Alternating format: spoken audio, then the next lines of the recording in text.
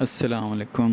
یہ سائنس کا چیپٹر 3 ہے. اس کا نام بائیو کیمسٹری اور بائیو ٹیکنالوجی ہے. آئیں اس کے بارے میں پڑھتے ہیں. جانداروں میں ہونے والے تمام بائیولوجیکل اور کیمیائی عوامل کے مطالعے کو بائیو کیمسٹری کہتے ہیں. یہ کیمیائی عمل انابولک اور کیٹابولک دونوں طرح کے ہوتے ہیں. ہضم شدہ خوراک کا جسمانی تعمیر میں استعمال ہونا تعمیری کیمیائی عمل کا حصہ ہے، جبکہ ریسپریشن کا عمل تخریبی کیمیائی عمل ہے. بائیو ٹیکنالوجی میں جانداروں، خصوصاً خردبینی جانداروں کو انسان کے فائدے کے لیے صنعتی پیمانے پر استعمال کیا جاتا ہے. بائیو ٹیکنالوجی کی اصطلاح 1970 میں متعارف کروائی گئی. اس کی مدد سے خردبینی جانداروں کی جینیٹک انجینئرنگ کر کے ان سے صنعتی پیمانے پر کئی ایک فائدہ مند اشیاء حاصل کی جاتی ہیں، مثلاً انزائمز اور ہارمونز وغیرہ. میٹابولزم یہ پہلا عنوان ہے اس چیپٹر میں. آئیں میٹابولزم کے بارے میں پڑھتے ہیں. تمام جانداروں مثلاً پودوں، جانوروں، فنجائی اور بیکٹیریا میں سینکڑوں کیمیائی عوامل وقوع پذیر ہوتے ہیں جنہیں مجموعی طور پر میٹابولزم کہا جاتا ہے. عام طور پر میٹابولزم دو اجزاء پر مشتمل ہے: کیٹابولزم اور انابولزم. کیٹابولزم ایک تخریبی کیمیائی عمل ہے جس کے نتیجے میں پیچیدہ نامیاتی کمپاؤنڈز سادہ کمپاؤنڈز میں ٹوٹتے ہیں. اس عمل کے نتیجے میں انرجی کا اخراج ہوتا ہے اور یہ انرجی جانداروں کے بہت سے افعال کو سر انجام دینے کے لیے استعمال ہوتی ہے. کیٹابولک تعاملات کے نتیجے میں کاربوہائیڈریٹس، پروٹین اور لپڈس کی مختلف انزائمز کی موجودگی میں آکسیڈیشن ہوتی ہے. کمپاؤنڈز مرحلہ وار ٹوٹتے ہیں اور چھوٹے چھوٹے پیکٹوں کی شکل میں انرجی خارج کرتے ہیں.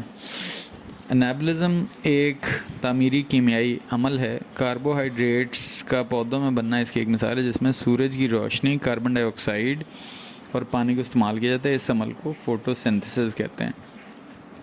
انابولک اور کیٹابولک عوامل کے مجموعے کو میٹابولزم کہتے ہیں. ڈائجیشن اور ایسیمیلیشن. ڈائجیشن خوراک کے اجزاء کو چھوٹے مولیکیولز میں توڑنے یا تقسیم کرنے کا عمل ہے، جس میں خوراک کے اجزاء کو ان کی اکائیوں میں تبدیل کیا جاتا ہے، جبکہ ان اجزاء کا جسم میں جذب ہو کر جزو بدن بننا ایسیمیلیشن کہلاتا ہے. ڈائجیشن خوراک کے بڑے مولیکیولز مثلاً کاربوہائیڈریٹس، پروٹینز اور فیٹس کو ان کے سادہ اجزاء میں تقسیم کرنا یا توڑنا ہے، جو کہ جاندار بعد میں ضروری مولیکیولز بنانے کے لیے استعمال کرتے ہیں. اس کے بعد ہاضمے کے پروڈکٹس جانوروں کے سیل میں جذب ہو جاتے ہیں اور نیا پروٹوپلازم بنانے یا انرجی مہیا کرنے میں استعمال ہوتے ہیں. Carbohydrate metabolism. کاربوہائیڈریٹس حاصل کرنے کے لیے گندم، چاول، مکئی، جوار، باجرہ یا ان سے بنی ہوئی اشیاء استعمال کی جاتی ہیں. کاربوہائیڈریٹ کے ہاضمے کا حتمی حاصل سادہ شوگرز مثلاً گلوکوز، فرکٹوز اور گلیکٹوز ہیں. کاربوہائیڈریٹس سیل وال بنانے میں اہم کردار ادا کرتے ہیں اور ریسپریشن کے عمل کے دوران آکسیڈائز ہو کر انرجی کے حصول کا ذریعہ بنتے ہیں. 1 گرام کاربوہائیڈریٹس والی غذا کھانے سے ہمارے جسم کو 3.8 کیلوریز انرجی حاصل ہوتی ہے. 3.8 کلو کیلوریز حاصل ہوتی ہے انرجی. یہ خوراک حاصل کرنے کا سب سے سستا ذریعہ ہیں اور آسانی سے جسم کو انرجی پہنچاتے ہیں. اگر جسم میں کاربوہائیڈریٹس کی زیادتی ہو جائے تو یہ جگر اور مسلز میں گلائکوجن کی صورت میں جمع ہو جاتے ہیں. فیٹس میٹابولزم یعنی فیٹس کا میٹابولزم کیسے ہوتا ہے؟ ہمیں فیٹس 2 ذرائع سے حاصل ہوتے ہیں. ایک حیوانی ذریعہ مثلاً گھی، مکھن، بلائی، چربی والا گوشت اور مچھلی کا تیل. دوسرا نباتاتی ذریعہ مثلاً سرسوں، زیتون، ناریل، مکئی، سویابین، بنولا، سورج مکھی اور مونگ پھلی وغیرہ. فیٹس کے ہاضمے کا حتمی حاصل گلیسرول اور فیٹی ایسڈز ہوتے ہیں. یہ چھوٹی آنت میں ہضم اور جذب ہوتے ہیں. فالتو چکنائیاں یا فیٹس جسم کے فیٹ سے ذخیرہ کرنے والے ٹیشوز میں سٹور ہو جاتے ہیں، جنہیں ایڈیپوز ٹیشوز کہتے ہیں. شدید بھوک کی صورت میں جب جسم میں گلوکوز کی کمی واقع ہو جاتی ہے تو ریسپریشن کے عمل میں گلوکوز کی بجائے فیٹس استعمال ہوتے ہیں. پروٹین میٹابولزم یعنی پروٹین کا میٹابولزم کیسے ہوتا ہے؟ پروٹین کے ہاضمے کا عمل معدے میں شروع ہوتا ہے. غیر ہضم شدہ پروٹین انزائمز کے ذریعے ہضم ہو کر امائنو ایسڈز میں تبدیل ہو جاتی ہے. امائنو ایسڈز مختلف قسم کی نئی پروٹین بنانے کے لیے استعمال ہوتے ہیں. اس کے علاوہ کاربوہائیڈریٹس کی کمی کی صورت میں انرجی مہیا کرنے کا وسیلہ بھی بنتے ہیں. انزائمز. کیٹلسٹ سے مراد وہ شے ہے جو کیمیائی طور پر اپنی حالت میں تبدیلی لائے بغیر کسی کیمیکل ری ایکشن کو تبدیل یا اس کی رفتار میں اضافہ کر دے.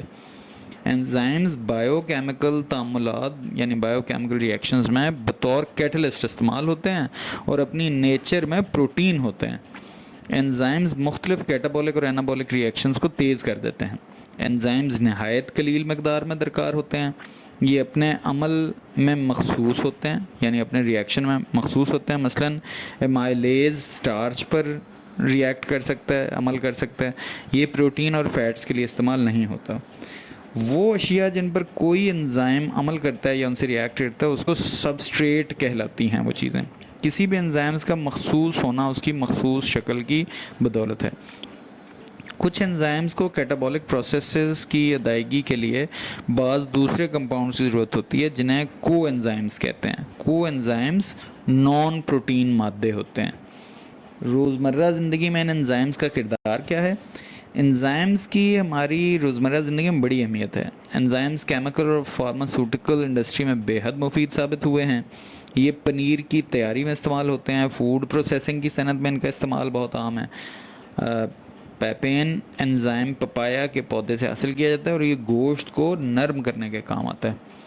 خون اور اس کے افعال آگے ایک نیا عنوان ہے. خون زندگی کا دریا ہے.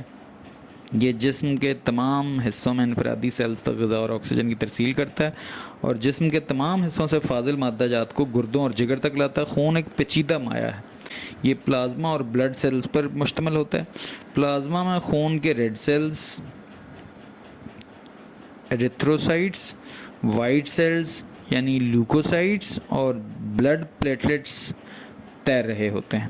خون سے اگر بلڈ سیلز الگ کر لیے جائیں تو باقی پلازما رہ جاتا ہے. پلازما سے خون کو جمانے والی پروٹین فبرینوجن الگ کر لیں تو باقی سیرم رہ جاتا ہے. خون کے ریڈ سیلز گیسوں کی ترسیل، وائٹ سیلز جسم کے مدافعاتی نظام اور بلڈ پلیٹلیٹس خون کے انجماد کے لیے ضروری ہیں.